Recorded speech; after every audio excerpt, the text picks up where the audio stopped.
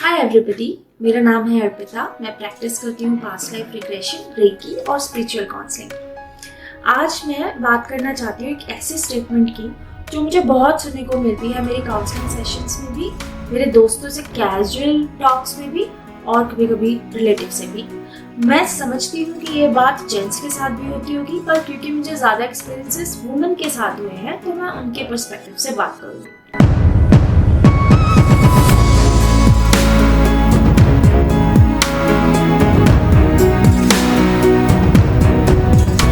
क्या स्टेटमेंट है ये? उनका मुझे ये कहना कि अर्पिता, पता है ये सब चीजें ना हम जानते हैं, पर ना करेज नहीं है कि हम उसको इम्प्लीमेंट कर पाए। मैं इस बात से टोटली एग्री करती हूँ। अगर मैं देखूँ मेरी अब तक की जर्नी में, तो एक कॉन्शियस स्पिरिचुअल इंसान और एक लिटिल अनकॉन्शियस, मतलब जो स्पिरिचुअलिटी नहीं फॉलो कर रहा है, उस इंसान में सिर्फ एक डिफरेंस होता है कि दोनों लोगों को पता होता है क्या सही है क्या गलत है, पर जो स्पिरिचुअल इंसान है वो सही चीज को इम्प्लीमेंट कर लेता है और जो स्पिरिचुअलिटी के पाथ पे नहीं चल रहा है वो उसको नहीं कर पाता है। अब जो नहीं कर पाता है वो ये सोचता है कि यार मेरे में ना करेज नहीं है। स्पिरिचुअल लोगों में ना एक अलग करेज होता है जिसकी वजह से वो सारी चीजें कर पाते हैं। मैं आपको बताना चाहती हूँ कि ये पूरा सच नहीं है। आप किसी चीज को जानते हुए भी इम्प्लीमेंट नहीं कर पा रहे, उसका रीजन ये नहीं है कि आपके अंदर करेज नहीं है। करेज हम सबके अंदर होता है। अच्छा, मैं आपको ना एक एग्जांपल देती हूँ। बहुत सटीक एग्जांपल नहीं है, पर समझने की कोशिश करिएगा, समझेगा कि मैं क्या कहना चाहती हूँ। तो मानिए कि आप ऐसे एक बहुत बड़े से जंगल में, मैदान में चल रहे हैं और बहुत दूर ना आपको एक शेर नजर आता है। ठीक है, आपके 4 कदम की दूरी पे एक पत्थर पड़ा हुआ है, बहुत खूबसूरत सा पत्थर, आपको बड़ा पसंद है वो। आप सोच रहे इस जंगल से पत्थर में घर लेके जाऊंगा, सजाऊंगा अपनी बालकनी में। अब आपको ये पता चल गया सामने से शेर आ रहा है, तो आप क्या करेंगे?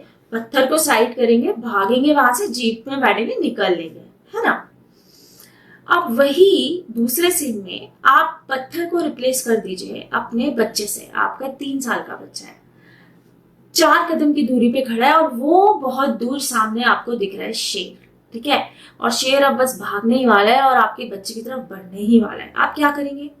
पता है, आप ना 1 मिली सेकेंड के लिए भी नहीं सोचेंगे। 4 कदम ही तो है, उठाएंगे। बल्कि 4 क्या, 14 भी कदम होते ना, वो शेर अभी दूर है, ये मैंने कंडीशन में रखा है। ठीक है, तो 14 भी कदम होते ना, तो आप उस बच्चे को पकड़ते, उसकी तरफ भागते, उसको पकड़ते और फिर वहां से निकल लेते।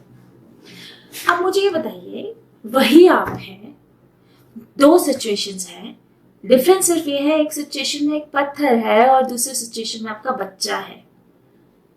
दूसरे सिचुएशन में तो करेज आ गया, पहले सिचुएशन में आपको लगा करेज नहीं है। तो ऐसा क्या है जो दूसरी सिचुएशन में था पर पहली में नहीं था? करेज नहीं है, प्यार है। पहली सिचुएशन में आपको पत्थर की कोई इंपॉर्टेंस नहीं है, उससे प्यार नहीं है आपको। दूसरी सिचुएशन में आपको बहुत बहुत प्यार है अपने बच्चे से। आप ऐसा सोच ही नहीं सकते 1 सेकंड के लिए भी कि उसके ऊपर कोई आघात हो जाए, तो आप उसको लेंगे और तभी जाएंगे। अब हम आते हैं आपकी रोजमर्रा की जिंदगी में, जहां पे आपको लगता है कि आप अपने लिए स्टैंड नहीं ले पाते बिकॉज यू आर लैकिंग करेज। अब हमें क्या पता चला कि करेज तो है हमारे पास, तो वो क्या है जो हमारे पास नहीं है? उस सिचुएशन में हमारे पास करेज के साथ उस बच्चे के लिए प्यार था। तो वो जो प्यार था वो रूट कॉज था जिसकी वजह से जो करेज ऑलरेडी एग्जिस्ट कर रहा है उसको यूज करके हम एक्शन ले पाए। लेकिन दूसरे सिचुएशंस में जब हमारी डेली लाइफ की बात आती है, तब हम सेल्फ लव इतना डीपली लैक करते हैं कि हम करेज को यूज ही नहीं कर पाते किसी एक्शन में। So trust me, you all have all the courage in life that is needed. The only thing which you guys are lacking, even I am lacking. I will not say that I am healed, totally. But in most of the places till now in my life, now I have understood that first I have to act from the love space, not from the conditioned space. Now what do I mean by that?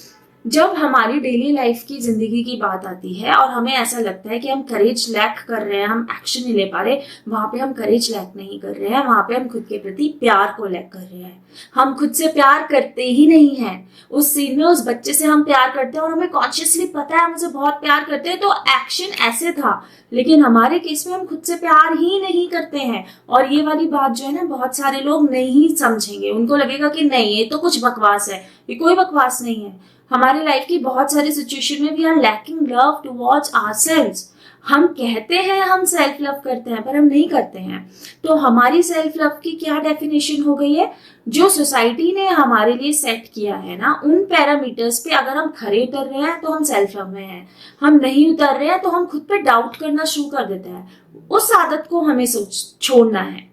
जब हम एक real self love को समझ जाते हैं तो करेज वरेज की तो जरूरत ही नहीं पड़ती। बहुत बहुत आसानी से, बहुत सहजता से आप अपने लिए डिसीजंस ले पाते हैं। कुछ नहीं पता चलेगा आपको, बहुत इजीली फ्लो में सारी चीजें हो जाएंगी।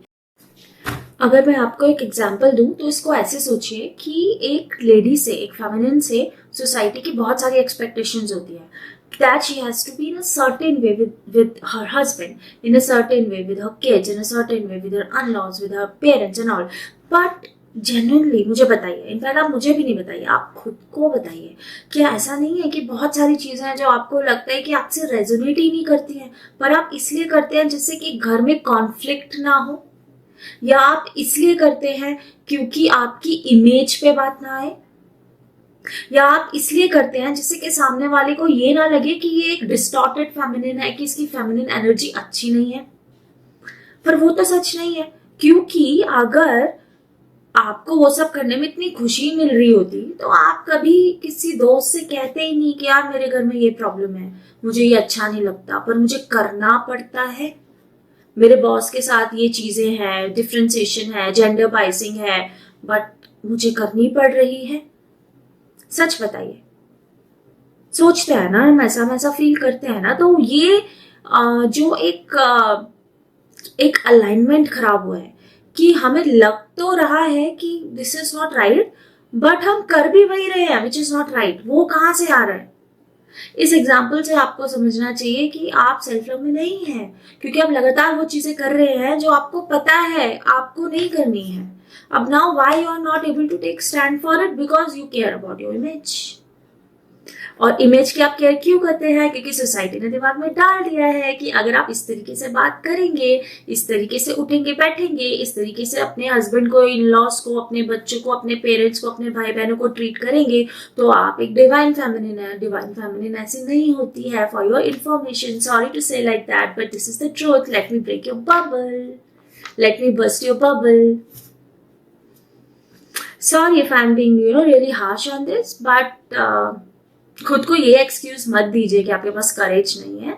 आपके पास करेज है, हम सबके पास करेज होता है, हम सबके पास होता है, बस हम सबके पास अपने प्रति प्यार नहीं होता है। तो जो लोग करेज दिखा रहे हैं वो खुद से जेन्युइनली प्यार करते हैं। और ट्रस्ट मी, जब आप खुद से जेन्युइनली प्यार करेंगे तो आप सेल्फिश नहीं दिखेंगे, आप सेल्फलेस ही दिखेंगे, आप डिवाइन दिखेंगे, आपका ऑरा स्ट्रांग हो जाएगा, आपकी हेल्थ अच्छी हो जाएगी। अगर आपको ये समझना है कि खुद से प्यार करना ही कैसे है, इसका एक्चुअल मीनिंग क्या है फिर Arpita, then come talk to me. I love to do this. There was a time when I used to feel that I do things perfectly, all things. But then later in my spiritual journey, I realized no, I was distorted. I was not doing things perfectly. And I was the one who used to be most frustrated in almost all the situations. Seriously. Slowly I realized that where and all I am going wrong, where and all I am not giving love to myself and giving love to others instead, which they are not even seeking, yaar. Just to make myself feel good that okay, I am a good person. No, that is BS. Yeah, come talk to me. I would love to talk about it. Book a session with me. Even if you don't want to book a session with me, there are a lot of videos that have already made it to our day-to-day life. Lot of questions, I'll keep making them. तो आप वो भी देखेंगे, आप comment section में मुझसे पूछिए, मैं रिप्लाई करूँगी। या so always remember, you are not lacking courage, you are just lacking self love. Love yourself in a genuine way, not in a condition way. Thank you.